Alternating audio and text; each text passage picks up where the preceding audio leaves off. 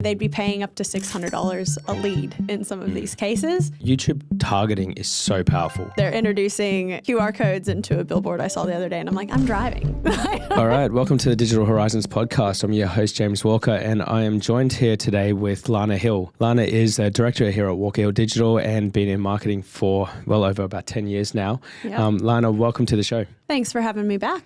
Always enjoy being here. I think this is like the third or fourth time now we've done this. Yes. You're an easy guest to go because I can just go, hey, can we just jump in and record something, which makes it much easier than other guests. Well, you would think that, but I think I stand you up a fair bit, don't I? That's true. We'll put that for the weeks where I say this is going to come out every week and it comes out every sort of 2 to 3 weeks. We'll put that down to yourself, right? Yeah, you can blame me on that one. I'm sorry. Awesome. Sorry, crowd. And I know I sound terrible today. I've been unwell for last week, which is another reason why we didn't get one out last week. But today what we're going to be talking about is, I guess, looking at there's so many different platforms and channels where you can be spending your advertising dollars and where you can be promoting your brand. I guess looking at identifying what is the right channel for you to advertise on, and looking at, we'll be talking about each of the different platforms that we predominantly are spending running campaigns for our clients on, and the reasons why, for and against why you'd want to do that. Lana, this is something that I think you obviously when you're talking to businesses all the time, this is something that comes up every day. Yes. They usually come with something in mind of, I need to be on social because someone's told them, or they just feel that they need to be running Facebook ads.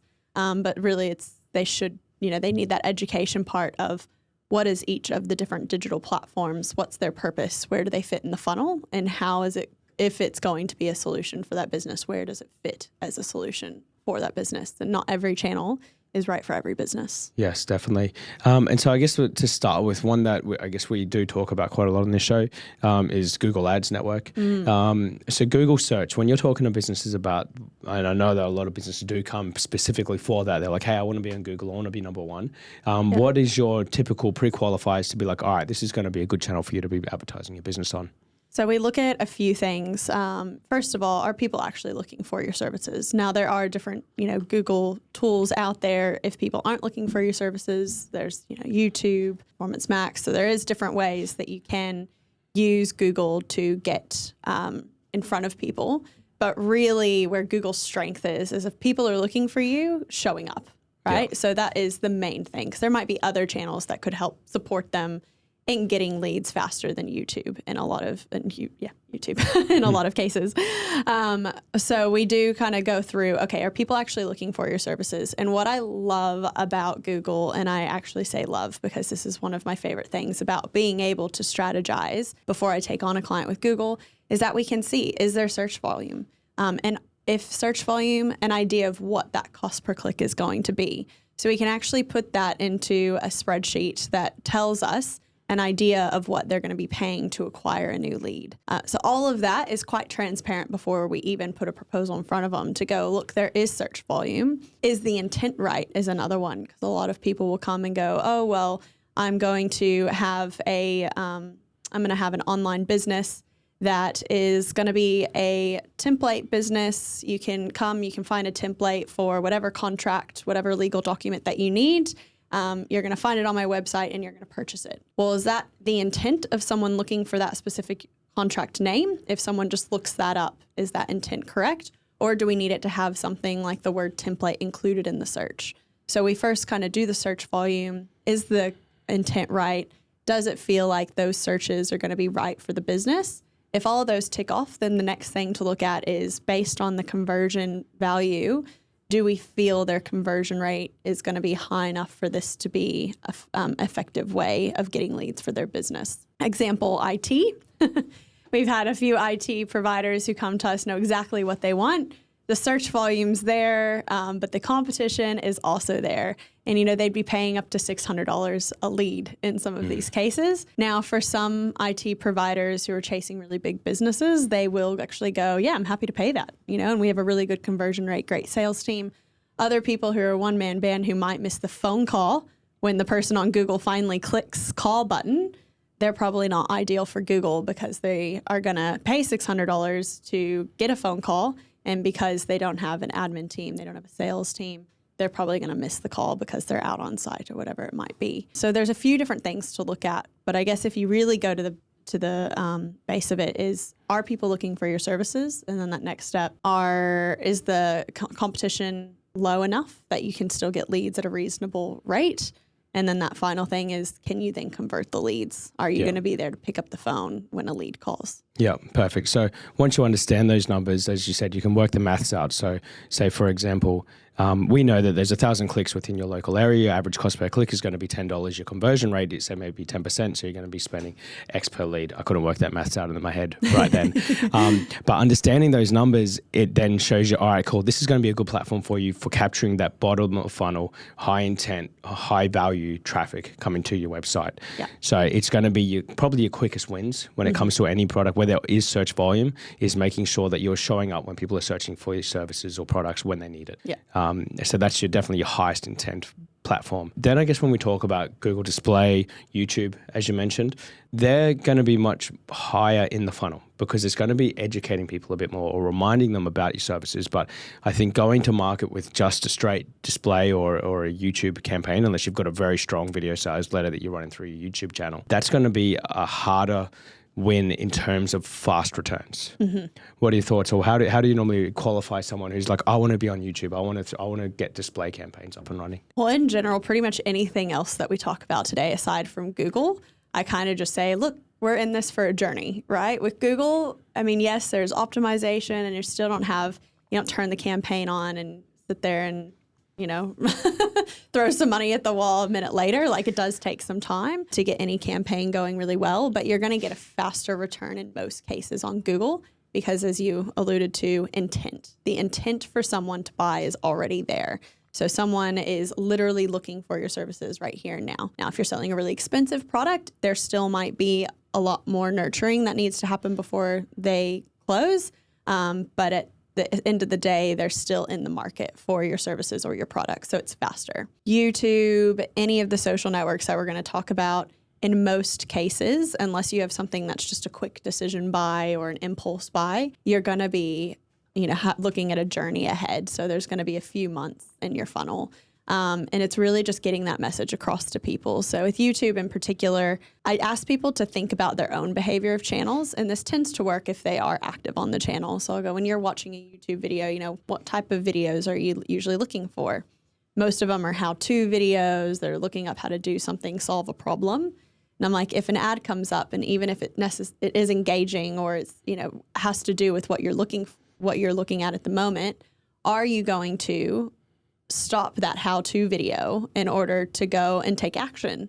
And the answer is always no, because they're trying to actually solve a problem with that YouTube video, or they're in the middle of watching a lecture that they found really engaging. They don't want to be disturbed from that lecture, but it doesn't mean that they didn't engage with the ad. It just means they don't want to take any kind of action with it right now. So that's where that top of the funnel we talk about is. So, they might either be becoming aware of you because of that ad, or potentially they've become aware of you elsewhere, and now it's just about getting your brand in front of them consistently until they never forget you. So using it as a remarketing channel, but also as an awareness platform to be able to get in front of the people, because the YouTube targeting is so powerful. So we know first of all, you can target by videos that people are watching or channels that people are watching, but you've also got the ability to target by people by what they're searching. And that cost per click and cost per view is so much cheaper, especially in these really high competitive industries. Like you mentioned, if we're talking about an IT company, that cost per click on IT could be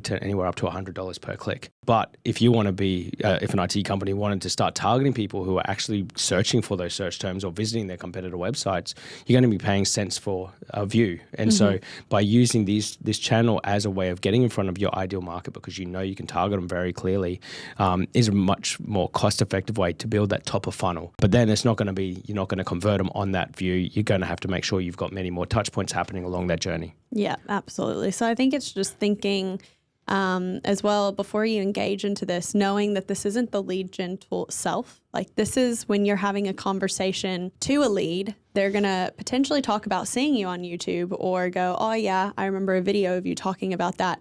But they're not going to come through the YouTube video as a lead through your website. Yeah, attribution's not going to come that way. And you're never going to be able to see, all right, cool, we saw a clear path. Or maybe you will if you've got a very, very built out funnel that, you know, specifically they've come from that video to make that inquiry. But in general, normally what we see and what we see even for our own marketing is that they've seen different touch points all over the web. Over the internet, the web. And then I know, I was just saying, I'm just going to cut that out, please, Mike. And so they're going through the process and they're seeing many touch points, and this is just one of them. But YouTube, it just adds so much credibility. I feel like it's a really strong touch point that people probably aren't using. A lot of businesses aren't using as much as they should be. On that note, though, there's a reason a lot of businesses aren't using it, and it is due to the actual style of content that you need to get. YouTube is not one. Like social media, you can just kind of create a selfie like video and get away with it. Really, you need high quality video content. It does need to be engaging, especially in that first 3 seconds to get people's attention. And you want to make sure it's done right. So people do not just have the investment of YouTube ads to consider and a management fee if they're getting an agency to look after it. But in addition, they need to think about that cost that goes in and the time that goes into getting good video content as well. So there is a lot to think about for that channel. Yeah. And then display, I feel that the strongest use of display, and whilst the targeting for display is just as strong as you can for YouTube, I feel like if you're not running display remarketing, it's just a massive missed opportunity because it's so cheap. You're only paying if people click on your banners, and you can run it, you know, for across the whole internet pretty much. So you want to make sure you got your audiences set up on your website so that when people do come through from your website, they are getting Google display banners everywhere. So I feel like regardless of what your strategy is, that should be running in place within your strategy, overall campaign strategy. Absolutely. I always say it's free billboards all over the internet until someone clicks on it, and then it's no longer free. But then you're only paying $1. Like it's still like costs nothing. What a much better investment than actually a billboard that nobody clicks on. 100%. Well, you know that they're actually interested in your shit. They're introducing QR codes into a billboard I saw the other day, and I'm like, I'm driving. Yeah. Time to scan the QR code. And like, how does that even work? Anyway, I'm sure billboards have their place. Yeah, for sure. So, okay, we'll cover off the main areas. I mean, we're with Google, we're still PMax and demand gen, but they're really incorporating the platforms that we've just talked about, the different channels in the Google network. So Facebook ads, and I know that a lot of the time businesses are coming again to inquiring because it's like, hey, I want to be on Facebook, I want to be on Instagram. What would you typically say is the pre-qualifiers or for a successful campaign to run on Facebook, and why someone would or would not want to run a campaign there? Great questions. So you do need to have really one of two things. You either need to have a really good offer or something that's somewhat irresistible. So, you know, if you're an e-com, have clothing that people actually want to buy, or that offer. So do you have something that is maybe time sensitive or really engaging that people want to take advantage of now to really be successful on Meta? Alternatively, you can do lead gen with like a scarcity component. So if we are, say, talking about a buyer's agent, we talk about, okay, you've got X amount of money that's just sitting there, and you're going to miss out on actually investing that and making money from that money if you don't act now, right? So there's a bit of scarcity in there. You're missing out. However, anything lead gen, this is where it really comes in, is going, okay, do you have a sales team to do something with those leads coming in? I think a lot of people forget that we're just a piece of the equation. We're not the end. If e-com, a little bit more simple. As long as they have a product that people want to buy, or they're willing to have some kind of discount code that incentivizes people enough to actually take action quickly, then Meta ads can work for e-com, right? And we can actually take them all the way to the end of the funnel as long as they've got a really good website that converts and a good product that people want to buy. But with lead gen, it's a lot of times asking questions around, okay, once I get you these leads, what are you going to do with them? How are you going to qualify them? What's your follow-up process? How many touch points are you going to have? And if they can't really answer those questions for me, or they don't have a plan in place, then Meta ads isn't for them. And that is one of the biggest messages that I usually try to get across to people, is this is a quantity of leads platform in most cases. So with clients that we're working with, that we're getting leads, we get them a lot of leads, but they've got to have the team behind it to nurture the leads and also convert them. Occasionally you get a client with a really good, well built out funnel that can do all of it on its own. But that takes a lot of A/B testing. A lot of money's gone into that. And it's probably rare that someone comes to us really rare that someone comes to us with a funnel that can convert it without a manpower behind it, getting on the phone and trying to convert leads and qualify them as well. So if you're thinking, is Meta ads right for me? Should I be advertising on Facebook and Instagram? Things to think about is, firstly, if you're e-com, it really comes down to, do your profit margins allow for ad spend? And also, do you have a product that people want? And if you don't have a product that people are willing to just buy on a whim, then you need to think, okay, what kind of discounts or what incentives can I get to make sure people buy it now and, or make them feel like they're going to miss out if they don't. But then from a lead gen component, it really does come down to not just, can I get leads on here? Do I have something that people are going to want to engage with? But probably even more importantly, if I start getting leads, what am I going to do with them? Yep. And that is what turns people away the most, is when I put that realization in front of them that, hey, you might show up Monday with 20 leads in your inbox. You're going to have to call them all or email them, follow them up, a few touch points. And they're like, oh, I don't have the manpower for that. And I'm like, yeah, well, that's the reality. Better, you can invest a whole lot of money in automating it, but then you've got to have the money to invest in that. And I think that, as you said, you need to have a good offer. You need to have something that's going to get people, that's going to stop themselves going through their feed and actually take action. And that's firstly, creative's so important, I think, as well. Just putting a stock image up or just putting a generic image up, it just doesn't work anymore. We used to be able to run that shit years ago and it would generate clicks and traffic and conversions.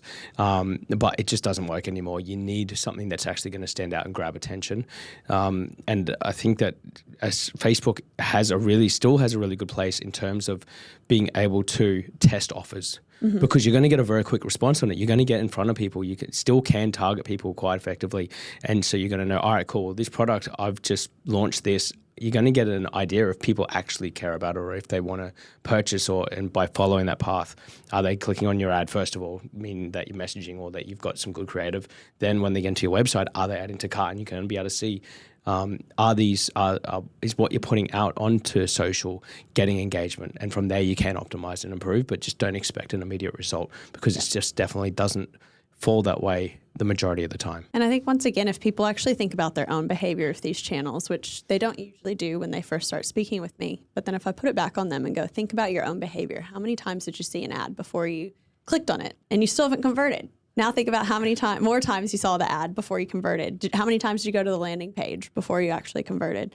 A lot of the clients that I speak to have gone through an ad, right? They've come to us and I'm like, they know all of my team by name. So I'm like, you've obviously been following us a while. You didn't learn my entire team's name because you saw one ad. You've been following us long enough before you put in that inquiry that, you knew everybody, you know what they look like. You feel like you pretty much know who you'd be working with if you come on board with us. So it does take that journey. It takes that time. But then on top of that, we have that consideration of, now they've spoken to me. I've shown them the pricing. It might be another 6 months before I convert them. So when you're looking at social ads, and once again, I kind of go back to, especially from a lead gen component, you're not just going, okay, it might take 6 months of this person seeing me consistently in their news feed before they actually convert. But then they finally convert, I get their information. I might have another 6 months before they pay me any money.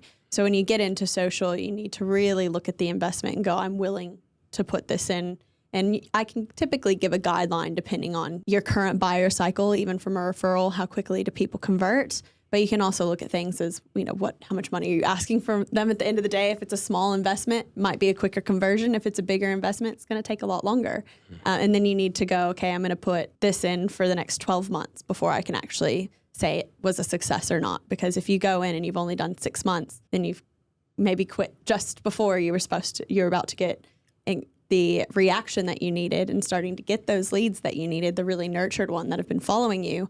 And that last 6 months of funds was just a waste. So sometimes it is about just being in the game long enough to really see the return. Yeah, and I mean, that's what we've been doing, haven't we? So we've been running campaigns. We trialed, well, not trial, I think it's been a 6-month trial, but we've been investing quite heavily in advertising on TikTok for lead generation campaigns for our own services. Whilst that fell over the Christmas period, which is a bit of a slow period, and so we're not taking that into account, we didn't want to make a decision sooner than sort of a 6-month period to get a good understanding whether this is working for us or not, because whilst there's a ton of leads coming through the door, the actual conversion rate isn't, I guess, going to be immediate because people aren't just going to see an ad and then sign up for some services. It's going to cost them, whatever per year. So there is going to be that decision and consideration period. Mm-hmm. And so you need to give the time for the campaign to actually work out whether it is working or it's not. And I guess if you're not willing to invest at it from the start, it's probably not worthwhile doing because you're not going to think it's going to be a success. Yeah. You've got to go in it thinking this is about how long I'm happy to give it. And, this is what you think your buyer cycle is going to look like. Add on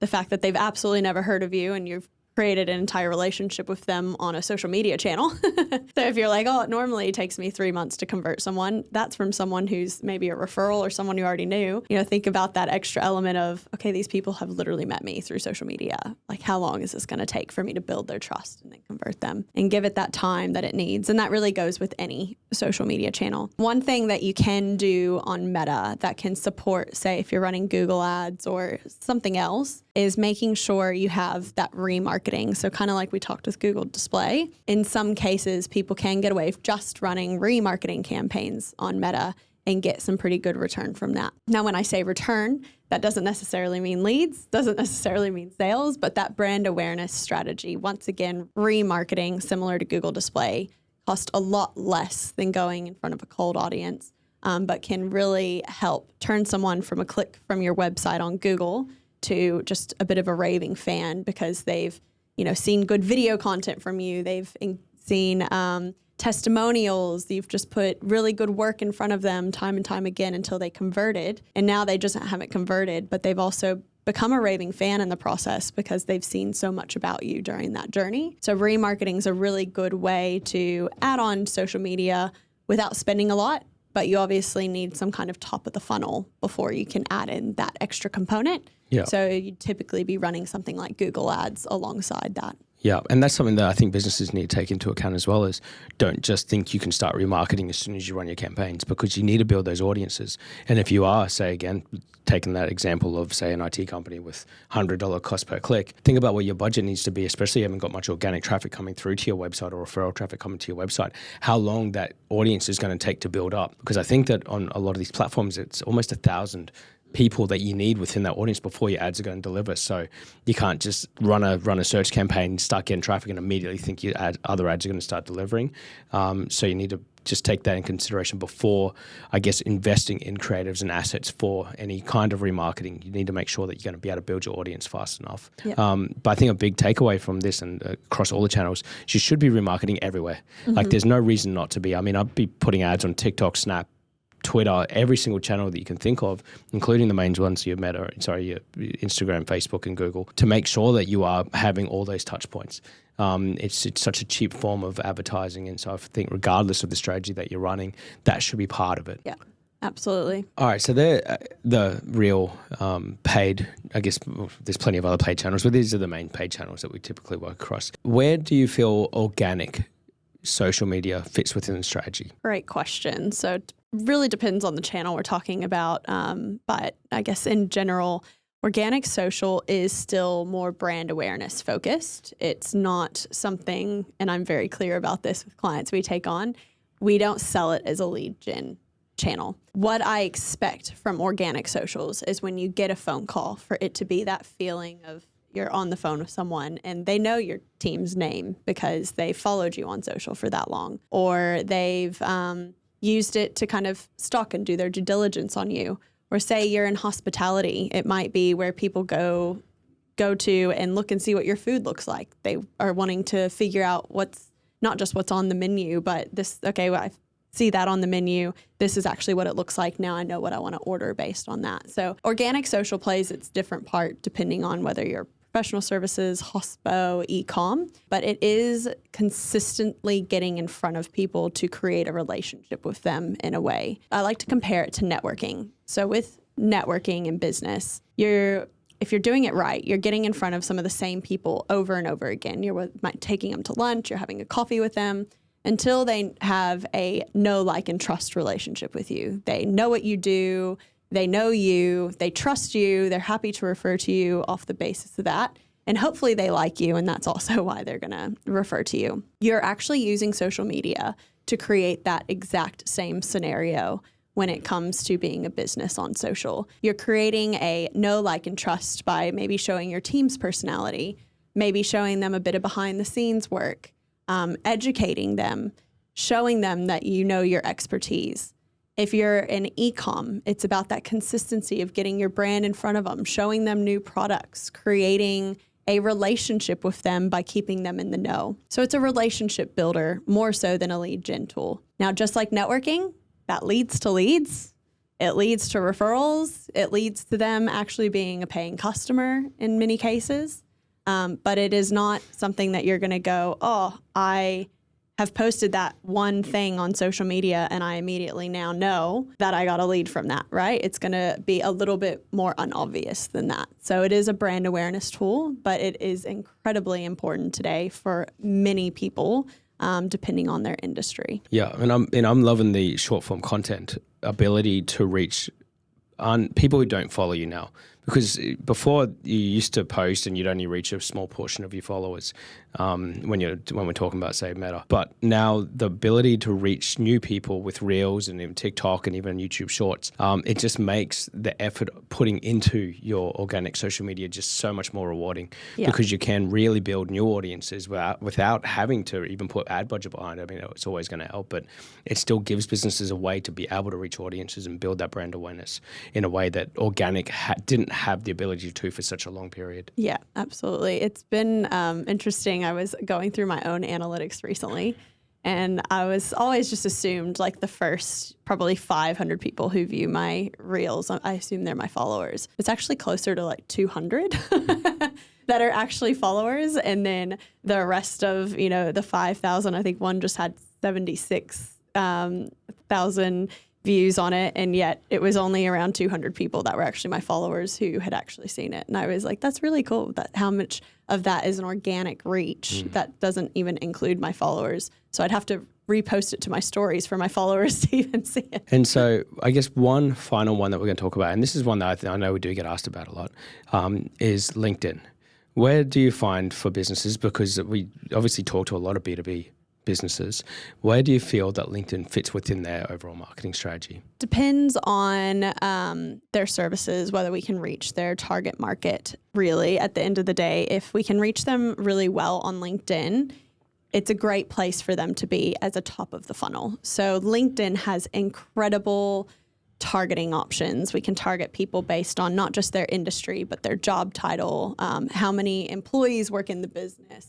You can even actually upload a list of people that you want to get in front of, businesses you want to get in front of. And if they have enough employees and there's enough businesses on that list, we can target those businesses. And then the analytics, oh my gosh, do I love the analytics. You can see that the HR manager of McDonald's has been looking at your content. Like you can actually see who's clicking, who's engaging. So the analytics are absolutely fantastic on LinkedIn as well. But once again, thinking about your own behavior, people just don't click through and immediately download something or click through to the website to make an inquiry. It's just not the behavior on LinkedIn. I have this theory, now it is just a theory, but I think people are on LinkedIn to show other people that they're on LinkedIn. So when they're on there, their behavior is liking posts, making comments, letting people know that, hey, I'm here. And not spending as much time actually just, their personal self. Like, what am I here to do? I'm not here to click through and buy a dress. That's not by behavior while I'm on there. The behavior is to engage and network with people. Build their own brand. So when you are jumping onto the LinkedIn platform in an ads, again, you can get that targeting right. We can get in front of people, might be able to get them to click through to the website to have a bit of engagement, hopefully then build up our remarketing funnel. But we're not really going to expect them to take action because it's just not the behavior of people on the platform at that time. So it's great for top of the funnel because in many cases with B2B, it's the only way we can get in front of, or one of the only ways and the best way we can get in front of their ideal target market, because Meta just doesn't have that data on people. How many people are going through and updating their bio with what they do on Facebook, I mean, definitely most employees don't really care about their Facebook being up to date with their most recent job. So it's whatever job that they signed up with that's still on Meta. So they just don't have that information on people that LinkedIn does. So great for targeting, not so great at converting. Okay, cool. Well, thanks for that, Lana. I think that there's so many different channels and so many different areas that businesses can spend money online that it's really important to think about it before you actually engage with, building ads yourself or working with a company that's actually going to do it for you, because there are different reasons for each. And I feel that there's ways you can have success across all, but you've got to look at how you're measuring it and whether it is actually going to provide a positive return for your investment on these channels. Is there anything else you'd like to add at all before we finish up? I will actually quickly touch on both Pinterest and TikTok, because there is a cool feature that those two channels have that other channels don't necessarily have, or other social channels don't have. Instagram's tried, but they haven't quite nailed it. But there is this search component similar to Google. Both TikTok and Pinterest have people go there to search. They go to search, cheap eats near me, cheap eats Brisbane, cheap eats Fortitude Valley. So people are actually using TikTok as a search channel to find where they want to eat.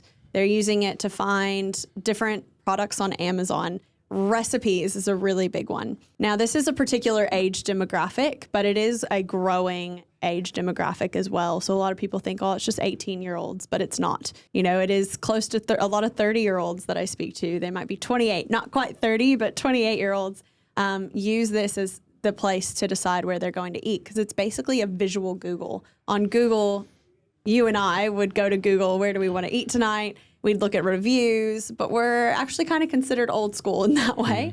The new way of doing this is using TikTok. Pinterest has always been used in a similar platform, and people have just not really thought of it that way, where people are going to look up baby idea gifts. They're looking up different ideas on how to design their home. And both of these tools, you can use ads and you can use it organically as well to be top of that search. Unlike Google, it does change really quickly, so you need to be on top of it, constantly producing fresh content. You can't have one viral piece of content that just sits there. You have to consistently be across it, but you can use, whether it's, other influencers, whether it's your own post or even ads, to get yourself to the top when people are looking for services or a search that relates to your brand and show. And you're going to get clicks, you're going to get traffic, store traffic from that, web traffic from that, just from a really good piece of content, and making sure that it's got SEO the same way it would on Google to show when someone's typing in something related to you. So those are really cool channels not to ignore, but they do take a lot of time and attention because they're predominantly video and design based. So you've just got to put in the work to look good, or get in front of the right influencer to help you look good and get you to the top. Yeah, I think that Pinterest is definitely a channel where we've probably not had enough of a focus on in the past, and somewhere where I might be keen to catch up with you again to discuss how businesses can really make success on Pinterest, because it's an underused channel. I know that the clients that we have had that have worked or ran campaigns on it have seen really good success on there. So I think that's somewhere that we do need to focus on. Yeah. Cool. Thanks for having me today. Thank you for joining. We'll be back next week with another show. Thanks.